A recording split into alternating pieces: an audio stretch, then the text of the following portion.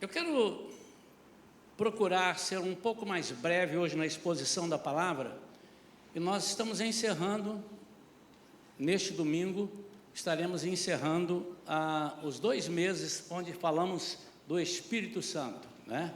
O tema tem sido Espírito Santo em setembro e outubro. E eu trouxe escolhi uma palavra aqui que Deus me deu, está no primeiro livro de Samuel, 1 Samuel capítulo 4.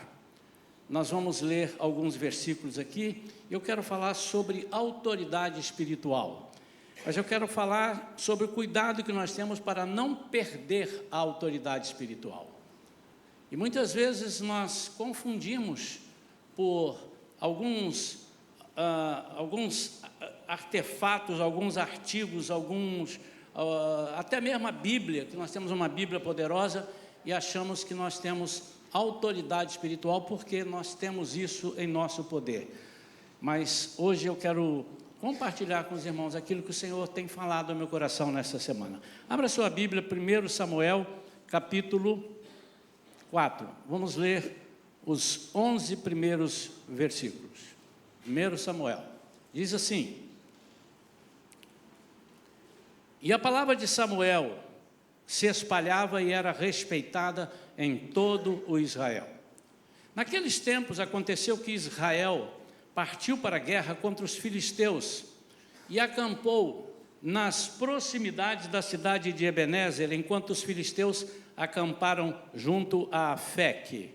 Os filisteus organizaram sua frente de combate em linha para enfrentar Israel, e depois de violentos embates, Israel foi derrotado pelos filisteus, que mataram cerca de 4.000 israelitas no campo de batalha. Quando os sobreviventes chegaram ao acampamento, os anciãos e líderes de Israel indagaram-lhes: por que fez hoje o Senhor que fôssemos feridos e vencidos pelos filisteus? E concluíram: vamos a Siló buscar a arca do nosso Deus, que venha para o nosso meio e nos livre da mão dos nossos inimigos. Então, as autoridades do povo mandaram trazer de Siló a arca da aliança do Senhor dos Exércitos, que está entre os querubins. E os 2 filhos de Eli, Ofni e Finéias, acompanhavam a arca de aliança de Deus. Assim que a arca da aliança do Senhor chegou ao acampamento, todo o Israel começou a gritar tão alto que o chão ao redor estremeceu. Você pode dar um aleluia aí? Os filisteus ouviram aquele brado extraordinário e exclamaram: o que significa esse forte grito no acampamento dos hebreus? Quando foram avisados de que a arca da aliança do Senhor havia chegado ao acampamento dos hebreus, grande temor tomou conta dos filisteus. E comentavam entre si: Deus veio ao acampamento dos hebreus. Ai de nós! Nunca aconteceu algo assim. Ai de nós! Quem poderá nos salvar destes poderosos deuses? São os mesmos deuses que feriram os egípcios com toda espécie de pragas no deserto. E concluíram: sede fortes, ó filisteus, e sede homens corajosos, a fim de que não vos torneis escravos dos hebreus, como eles foram vossos escravos no passado. Sede homens e lutai bravamente. E assim os filisteus partiram para a luta, e Israel acabou sendo vencido. Cada israelita teve que fugir correndo para a sua tenda. O massacre foi enorme e horrível. Israel perdeu 30.000 soldados a pé. Então os filisteus se apossaram da arca de Deus. Ofni e Finéia, os filhos de Eli, foram mortos. Vamos falar com Deus. Pai, em nome de Jesus, com temor e tremor, Senhor, nos colocamos aqui para trazer a palavra que o Senhor tem colocado em nosso coração. Tu sabes o endereço, tu sabes o propósito desta palavra.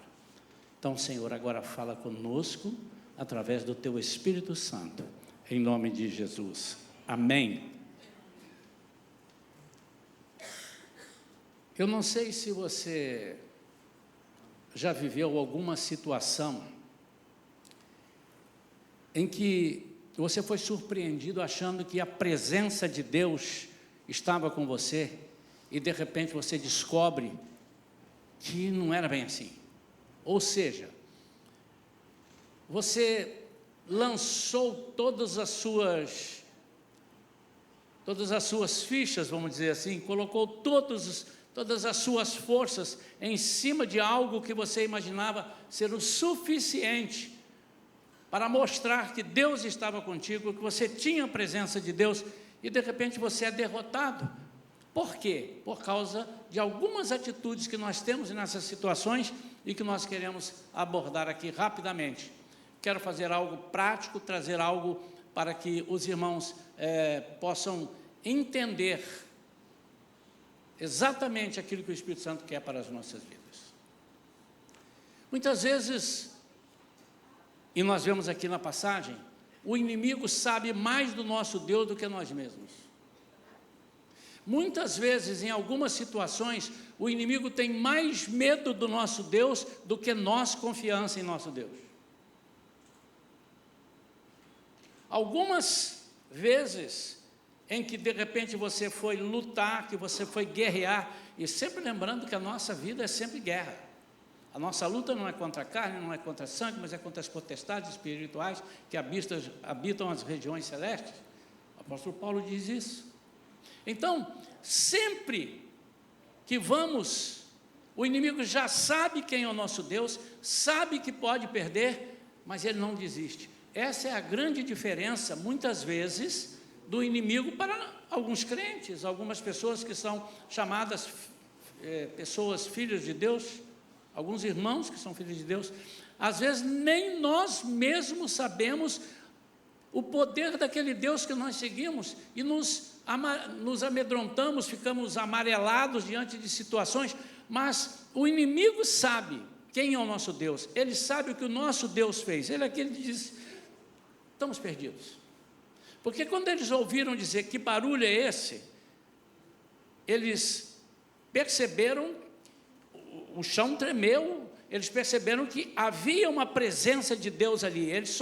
Ele diz, os deuses que venceram no Egito, eles não têm aquela visão exatamente, mas que nós temos do nosso Deus, mas eles sabem que nós temos um Deus, algo superior, algo que vence, algo que venceu a morte, algo que é capaz de destruir todas as artimanhas do maligno, quebrar todas as correntes. Isso ele sabe. Mas olha que coisa interessante aqui, nesse texto todo que eu li. Eu quero destacar situações diferentes. Primeiro, eles são derrotados na primeira, e se você conhece a história, esse povo estava vivendo não de acordo com a palavra de Deus. Esse povo era um povo que se agarrava a outros deuses, não vivia uma vida que pudesse agradar a Deus, e aquilo estava trazendo consequências de derrotas. E quando eles perdem essa primeira aqui, eles dizem assim, já sei o que é, está faltando a arca. Nós temos que ir lá buscar a arca. O que era a arca? A arca era um símbolo da aliança de Deus, e ela é indestrutível. Eu queria comparar nessa noite, quando eles mandam buscar a arca, com algumas coisas que nós fazemos com religiosidade na nossa vida. Mal comparando, muitas vezes nós ficamos muito seguros, ou pensamos que estamos seguros, quando é muito comum isso, abrir a Bíblia no Salmo 91 e deixar a Bíblia aberta na sala, em cima de um porta-bíblias, ou na cristaleira, num lugar, e de repente uma luz iluminando, Salmo 91.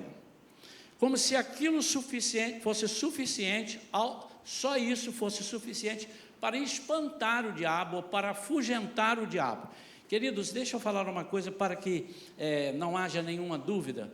O inimigo sabe que ele perdeu, ele sabe que ele será derrotado, ele conhece o futuro dele, mas ele não desiste de nos tirar, como acontece aqui, de nos tirar a vitória que já é nossa, ou a chance que nós temos de vencê-lo. Ele não desiste de bloquear isso. Muitas vezes nós achamos que por estarmos na igreja o tempo todo, o inimigo não consegue fazer absolutamente nada conosco, porque afinal eu não falto nenhum culto. E alguns dizem, eu cumpro com todos os meus deveres, mas isso não é o suficiente, é um caminho. Se você fizer isso da forma como a palavra de Deus ensina, como nós aprendemos nos ensinos de esforço, nas nossas reuniões de célula, se você fizer isso com fé, com sinceridade, a palavra garante que você vence. Por isso é que algumas pessoas, eu não sei se por medo, e obviamente essa mensagem está sendo gravada, algumas pessoas poderão ver e depois fazerem uma crítica. Eu não tem problema que as pessoas pensem diferente. Eu penso da forma que eu vou falar, porque eu já vi acontecer. A palavra de Deus mostra e eu já vi acontecer. Tem na palavra de Deus casos onde as pessoas eram religiosos. Por exemplo, os filhos de Seva, um sacerdote lá, um judeu, uma pessoa que achava que era religioso, e ele um dia, vendo os milagres e a autoridade na vida de Paulo, ele vai para um endemoniado e diz, em nome de Jesus a quem Paulo prega. Ele não queria errar, porque Jesus era um nome próprio também, né? Então, tinha lá um que chamava Bar Jesus, que quer dizer filho de Jesus, e não era Jesus o Cristo. Então, em nome de Jesus, a quem Paulo prega, bom, agora não tem confusão, só tem isso, porque Paulo está pregando Jesus. Eu esconjuro vocês, eu quero que vocês saiam, demônios saiam deles. E ele disse, eu conheço Jesus. O diabo falou, e sei quem é Paulo, mas vocês eu não sei quem são. E saltou sobre 2 deles, e deu uma surra, que eles fugiram, nus e feridos. Está lá no livro de Atos.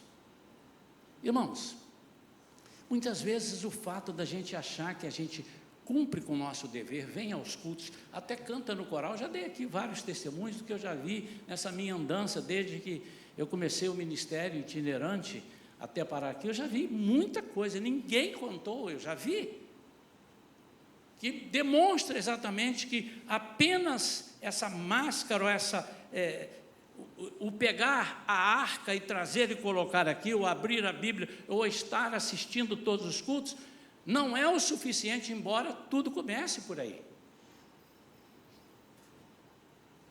Nós já vimos pessoas serem possuídas, endemoniadas, fazendo seminário e sendo obreiros com algumas atividades na igreja na época. O inimigo envergonha. Por quê? Porque são pessoas que precisam ser desmascaradas, no sentido de se isso não é o suficiente. Não estou dizendo que ele está mascarado, dizendo, eu estou aqui, eu sou do diabo, mas eu estou fingindo que sou de Deus. Não é nesse sentido. É porque Deus quer pessoas fortes, com autoridade. E a autoridade na palavra é o que tem faltado muitas vezes à igreja de Cristo. E essa autoridade foi dada por Jesus. Então eles trazem a arca, diz, pronto. Quando a arca chegou, eles ficaram emocionados. Eu começo a imaginar aqueles irmãos que às vezes, aquelas pessoas que às vezes, hoje até se comentou isso, vão a um retiro e chegam lá, o poder de Deus, e a pessoa, eu creio, a pessoa fica animada, a pessoa recebe um negócio diferente no coração, sai chorando, mas na semana seguinte, ou no dia seguinte, ele precisa enfrentar uma situação de autoridade sobre o inimigo, e ele amarela, ou ele perde, ou ele não sabe soltar a palavra de autoridade. A palavra de autoridade é a palavra firmada na palavra de Deus. É tudo aquilo que está de acordo com a palavra de Deus. Por isso, preguei recentemente, nós precisamos aprender a Bíblia para sabermos ter discernimento de espíritos. E eles trazem a arca. E quando trazem a arca, começam a adorar. Os irmãos viram pela leitura. E quando começaram a adorar, começaram a gritar, Eu creio que nessa situação aqui, aconteceu algo assim, Deus disse, eu estou aqui para vocês tocarem, eu estou aqui para fazer aquilo que vocês precisam. Mas por que não aconteceu? Porque logo depois, os filisteus, que estavam com medo, vêm para perder e viram o jogo. Por que será? E Deus começou a falar ao meu coração, o que pode ter sido? Irmãos, quando a gente fala isso, é bom que se diga que você tem liberdade, tem licença poética para chegar aqui e aproveitar isso daqui e capitalizar em cima disso e aplicar aquilo que você quer dizer. Senão daqui a pouco chega um teólogo e diz assim, não, mas isso aqui quer dizer que eles fizeram isso. Não, eu estou usando isso daqui para comparar o que acontece conosco. E isso é lícito fazer. O que não pode é eu mudar o contexto, eu mudar o texto, aplicar um outro texto, ou uma outra aplicação que não tem nada a ver com a palavra de Deus. Isso é heresia. Mas não é o caso. E eu comecei a imaginar, Deus, mas por que aconteceu isso? O Senhor queria castigá-los? Primeiro, é que nós precisamos entender, e eu quero chamar tudo aquilo que você tem como objeto ou como algo na sua vida que você diz representa a presença de Deus, que a presença de Deus era representada.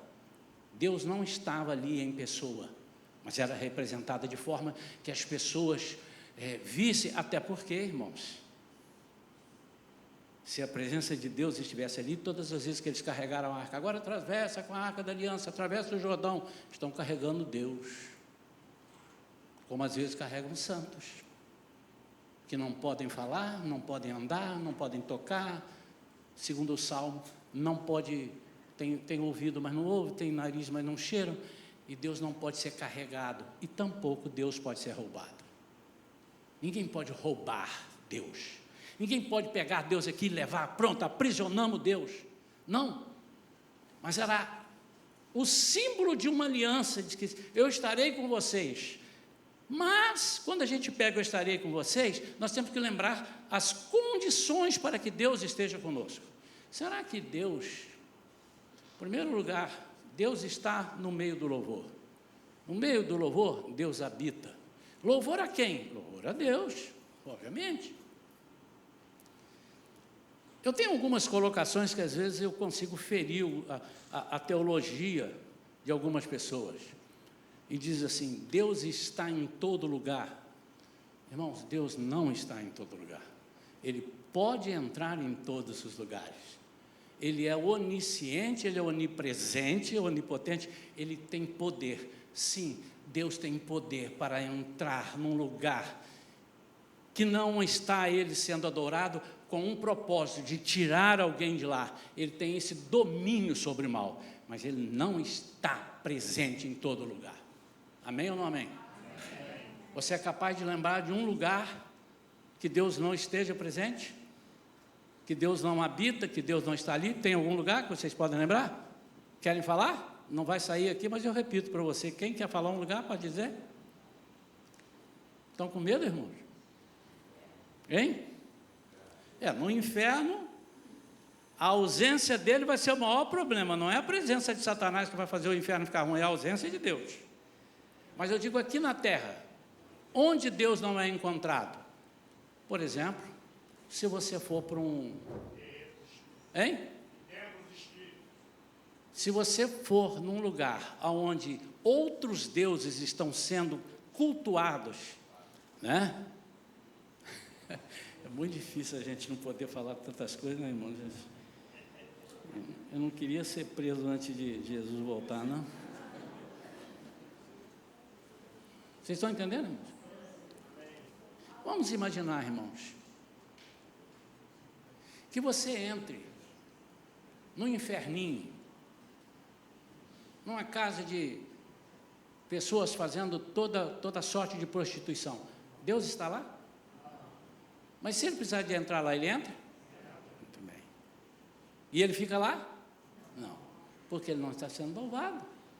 E aí você vai vendo os lugares onde Deus não está. Então, aprenda a igreja Shalom. Pode dizer, quem falou isso? Foi o pastor Isaías. Está errado, vou bater, pode bater nele.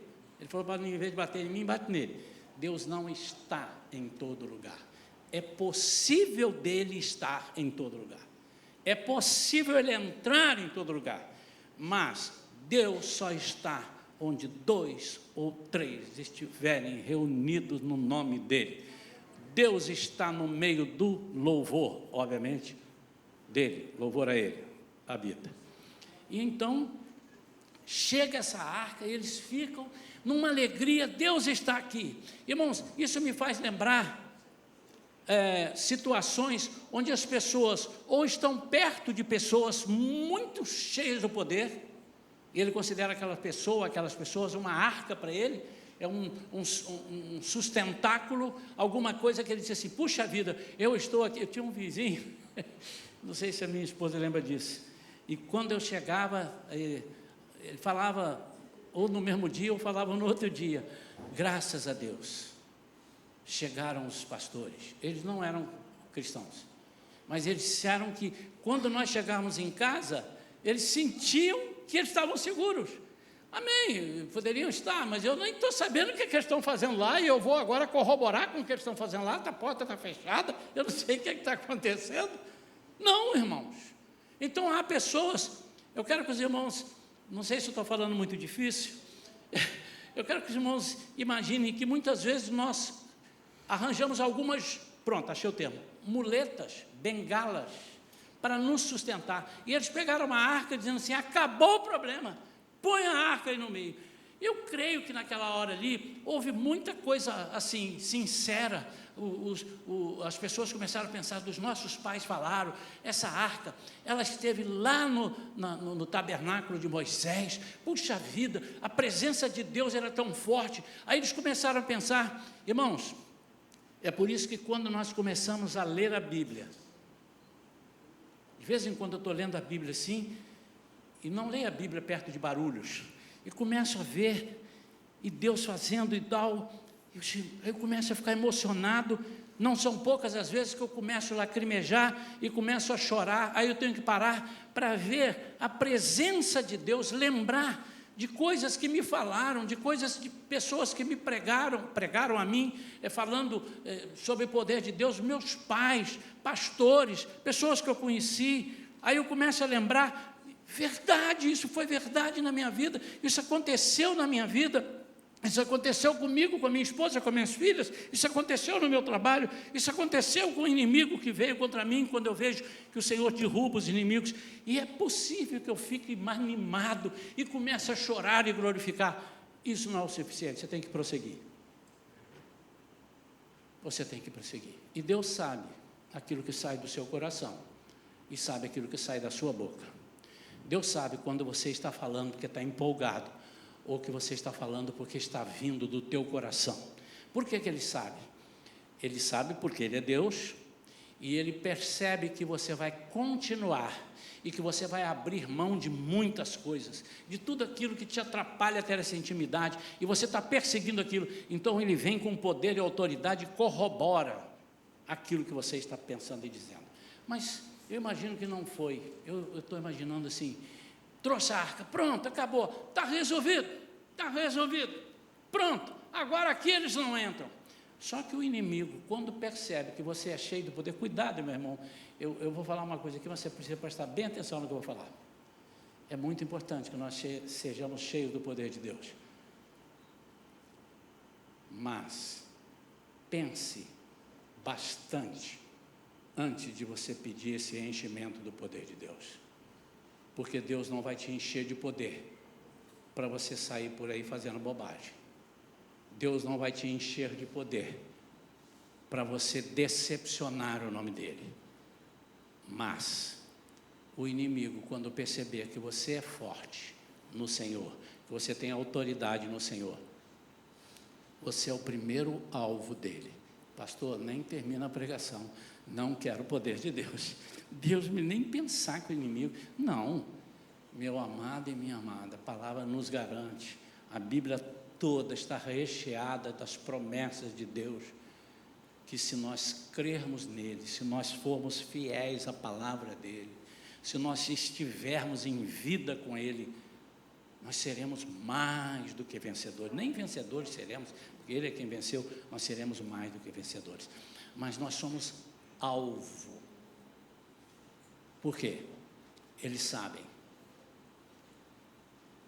Se o inimigo precisa enfrentar alguém que tem a presença e o poder de Deus, ele virá, tanto virá que a Bíblia diz que se eu o resistir, ele fugirá.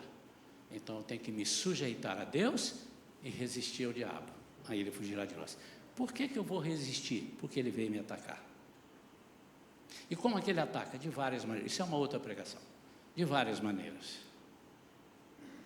Mas ele fica dando voltas. Como o leão faz? Ele não está rugindo como o leão, viu, irmãos? Esse versículo é entendido errado. Ele faz como o leão, que dá volta, fica rugindo. Ele não ruge como o leão. O único que ruge como leão é Jesus, que é o leão da tribo de Judá. Amém?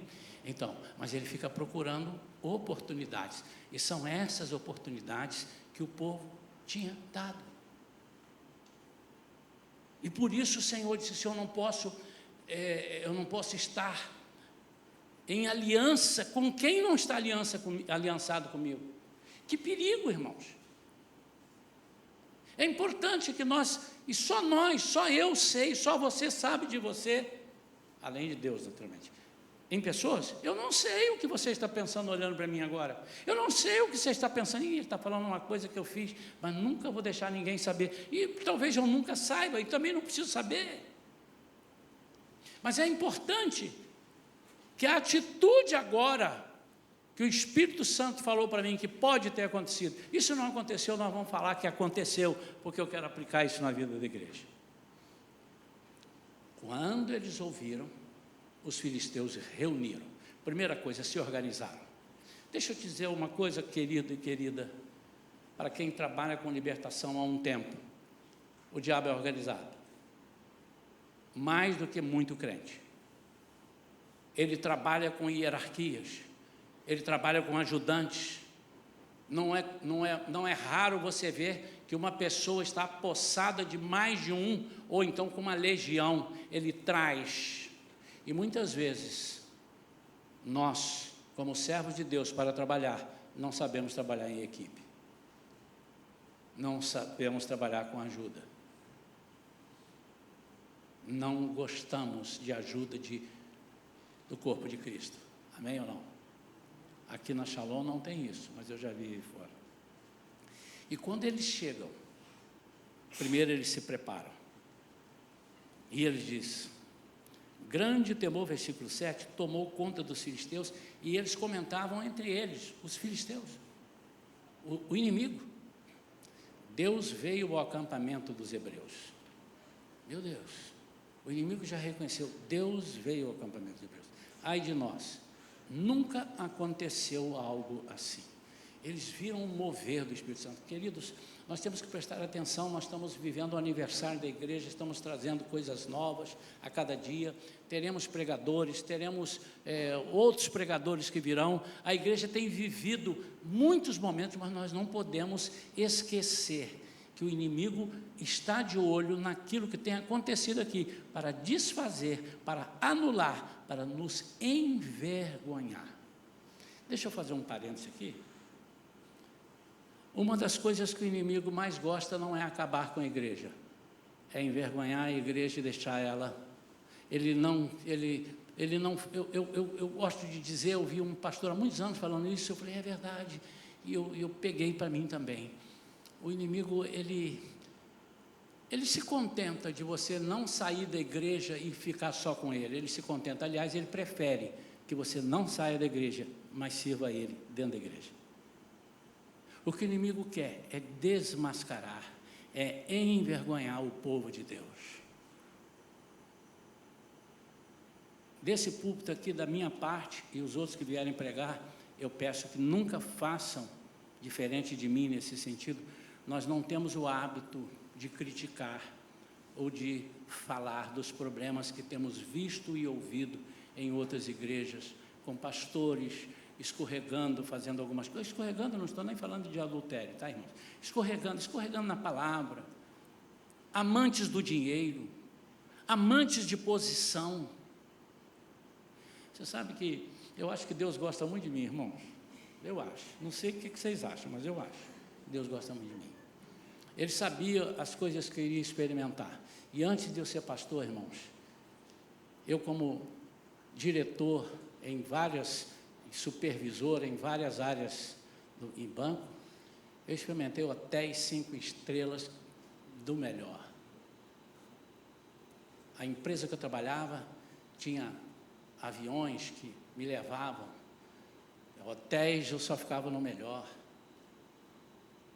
porque Deus deve ter falado assim, vai chegar um tempo que eu não quero que você se apegue a essas coisas. E ele foi literal. Já dormi em cima de colchão de xixi, porque não tinha outro, para minhas filhas pequenas, minha esposa. Não é colchão na cama, não, colchão no chão, sem nada para comer, porque a mulher chegou da igreja e disse, estou cansada, vou dormir. E não tinha comida, e nós falamos, olhamos um para o outro, e agora? Não temos. Aí ela pegou lá os biscoitinhos fandango que estava no carro e deu para a gente comer. E aquela noite foi fandango lá no biscoito. Por que eu acho que Deus me deixou experimentar? Eu não estou dizendo para vocês, irmãos, que eu sou o modelo dos modelos, mas Deus não permitiu que eu escorregasse em cascas de banana. Há um ano atrás, eu fui chamado para os Estados Unidos, os irmãos lembram, no dia do meu aniversário, mas eu não podia negar o pastor. E o pastor mandou comprar passagem, a pessoa comprou. Irmão, sabe onde me botaram? Naquela última cadeira que encostada do banheiro. A cadeira não reclina.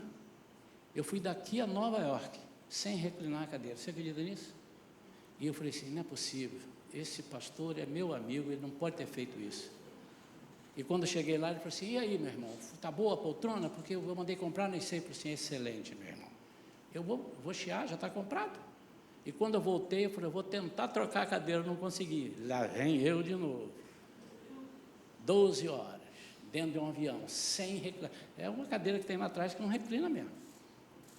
Mas, irmãos, já viajei de graça na classe executiva. Chegar no aeroporto e dizer, Senhor, estou cansado, o que eu faço? Vindo do Japão. E eu cheguei e falei para o japonês, o avião está vazio. E ele disse assim, espera um pouquinho. Tudo isso em inglês e japonês. Daí a pouco ele esqueceu de mim, todo mundo tinha entrado dentro do avião, e ele esqueceu que eu pedi a ele 3 cadeiras para dormir, que eu tinha sido usado muito ali, eu estava cansado, e ele, quando ele faz assim, é que ele esqueceu mesmo. Aí ele pegou ali, daqui a pouco ele me deu um bilhete. Quando eu olhei, classe executiva, eu chorei. Então, eu já vivi essas coisas todas. O que o Espírito Santo quer não é que você não viva, é que você saiba dormir, viajar em lugares ótimos, mas também que você possa comer no lugar onde tem muita barata perto da cozinha. Por que eu estou dizendo isso, irmãos? É porque nós temos vivido tempos onde nós nos agarramos em coisas naturais. E nós temos que agarrar nas coisas sobrenaturais. E os judeus, o povo de Israel, quando viu a arca, ficou empolgado. Os outros viram e disseram assim, nós vamos ter que montar uma estratégia, vamos vencer esses caras. Irmãos, deu uma coça neles, parecido com a coça que Josué levou lá com o povo em Ai, depois de ter vencido Jericó. O mesmo sentido. O que eu imagino que tenha acontecido aqui? Eu imagino que faltou palavra que estivesse condizente com a presença de Deus ali. Antes deles serem vencidos, a arca estava ali. Ela não tinha sido roubada, mas faltou a palavra de autoridade. O inimigo sabe quando nós estamos com medo. Aliás, uma vez, alguém que entende muito de cachorro, era um veterinário, e ele falou assim para mim, o cachorro sabe quando você está com medo dele. Você libera alguma coisa no sangue, hein? O cheiro que você libera, ele sabe que você está com medo. E ele pode ser um vira-lata. Mas ele parte para cima como se ele fosse um bulldog, como se fosse um Rottweiler daquele. O inimigo sabe quando nós estamos com medo. E nós não podemos perder essa autoridade. O que faltou aqui foi falta de confiança naquilo que estava presente. Falta de confiança naquilo que Deus trouxe. O próprio inimigo disse: Deus está no meio deles, veio ao acampamento dos hebreus, nós nunca vimos algo assim. Eles devem ter visto o poder de Deus nas nuvens, eles devem ter, meu Deus, o que está acontecendo ali? Meu Deus, não, porque o filisteu não ia falar, meu Deus. Enfim, eles nunca haviam visto. E muitas vezes, amados, nós perdemos a nossa autoridade, exatamente porque nós estamos buscando as bengalas, as muletas para nos escorarmos, que são coisas ou religiosas, ou são pessoas. Graças a Deus que há pessoas que oram por nós, mas nós temos que aprender a orar por nós também. Estava conversando ontem com a minha esposa, e nós vamos fazer isso, e já comece, e já entenda que está sendo lançado agora. Irmãos, nunca vamos deixar de orar por os irmãos, mas se preparem, irmãos, que nós vamos ensinar vocês a orarem pelos problemas e quebrar as cadeias do diabo na sua casa, em algum lugar. Você não pode só confiar uma ou duas pessoas. Vamos supor aqueles que confiam: pastor, eu preciso que o senhor vá lá em casa orar. Irmão, mas você já está na sua casa, você vai orar e o poder de Deus vai atuar na sua casa. A não ser, recentemente fomos na casa de uma irmã, de uma pessoa que ainda não é crente em Jesus, e vamos lá, ora alguma coisa, vê na minha casa, se está alguma coisa que vocês precisam me ajudar e me orientar, isso é outra coisa. Mas eu não concebo a ideia de nós crentes cheios do poder de Deus, com a arca na nossa vida, com a arca, o Espírito Santo. Somos nós. Hoje a arca está em nós, somos nós que transportamos essa arca hoje, ou seja, a presença de Deus. Eu não concebo a ideia que você não saiba expulsar da sua casa algum demônio, alguma entidade, algum problema que esteja afetando o seu lar. Eu não acredito que você não tenha autoridade na palavra de Deus para repreender o seu filho, para repreender a sua filha, e repreender no amor, mas com autoridade. Fiz isso muitas vezes com Vivian e Thaís. Muitas vezes. Era na hora do banho, estava lá tudo quietinho. 3 da tarde, 4 da tarde, 5 horas, o pessoal está na hora de a gente tomar banho, vamos, porque hoje é em Nova Iguaçu. Então vamos. Quem toma banho primeiro? Sou eu, não sou eu. Aí começava um negócio de doido. Até que um dia a Vera falou assim: você já reparou que elas estão vendo filme, estão rindo, mas quando chama para mudar roupa para ir para a igreja, ela começa essa discussão? Então vai ser hoje o último dia. E isso aí coube a Vera, né? Eu ia fazer, mas ela teve a ideia e já foi lá. Quando ela não quer, esse vestido não quer, não quer, aquelas coisas de adolescente. Está amarrado em nome de Jesus, sai agora, sai delas. Vocês vão servir ao Senhor. Em nome de Jesus, algo parecido com isso, curto e grosso. Daqui a pouco vem uma: mamãe, está bonito esse vestido. A outra: e esse, mamãe, onde é que está? Esse espírito de intriga, de confusão, de briga. Irmãos, é dentro da nossa casa sim que o diabo quer entrar. Você pensa o quê? Não, a minha casa é consagrada ao Senhor. Então o Senhor disse para nós sermos sóbrios e vigilantes. E não precisa, porque você é meu, ninguém te toca. O diabo não pode tocar em você no sentido de tomar posse da sua vida se você não der a ele brecha. Ele não tem isso. Eu não posso entrar na casa do Márcio e falar: Márcio, a partir de hoje essa casa é minha. Você chama a polícia. Agora, se eu comprar e tiver uma escritura, eu disse assim: Márcio, sai daí porque está aqui, ela é minha, legalmente ela é minha. Quando você entende isso? Então o inimigo, ele basta você dar uma brecha.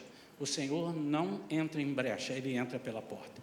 E para concluir, irmãos, eles então perdem, levam a arca. Essa história da arca da aliança é muito interessante. Depois, já estudamos isso daqui, mas oportunamente nós voltaremos a falar nisso. Cuidado, irmãos. Cuidado quando você tem uma arca da aliança, quando você tem alguma coisa que você confia demais, mas você não sabe usar a sua autoridade dada por aquilo, a presença de Deus que está na sua vida através da Bíblia. Uma vez eu conheci uma pessoa que ele gostava de trazer umas muambas dos Estados Unidos. E um dia Ele disse assim: eu tenho um negócio que não falha. Eu trago mais de, na época era $500. Eu trago lá 3, 4 mil dólares de coisas, mas eu boto por cima logo da mala, assim, quando abriu a mala, ele vê minha Bíblia. Aí o cara, naquela época que crente era respeitado, hoje não estão respeitando muito não, né? Então eu disse, aconteceu uma vez, o cara, você é crente?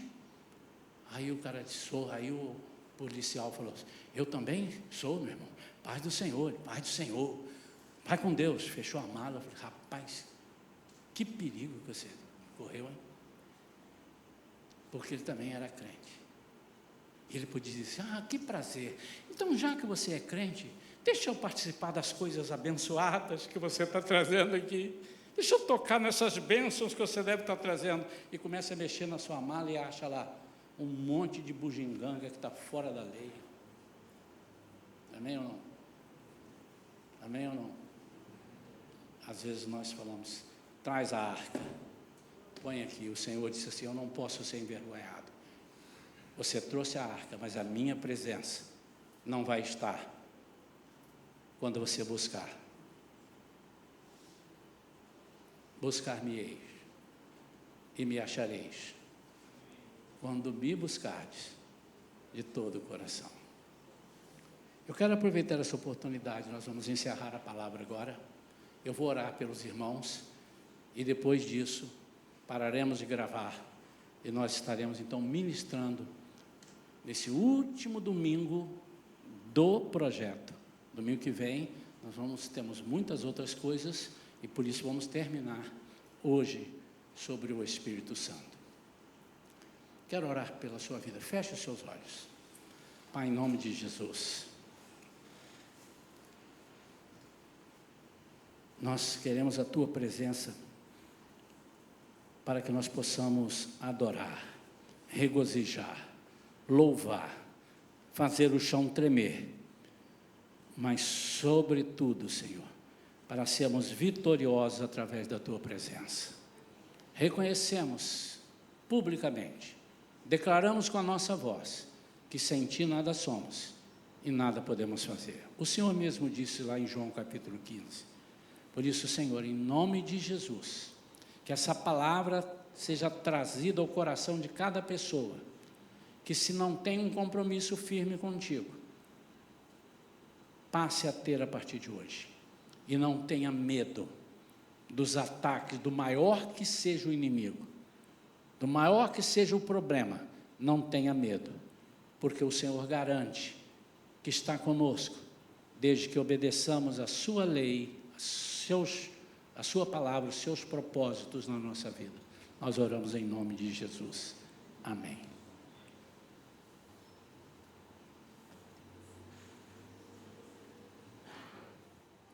Queridos, a proposta aqui...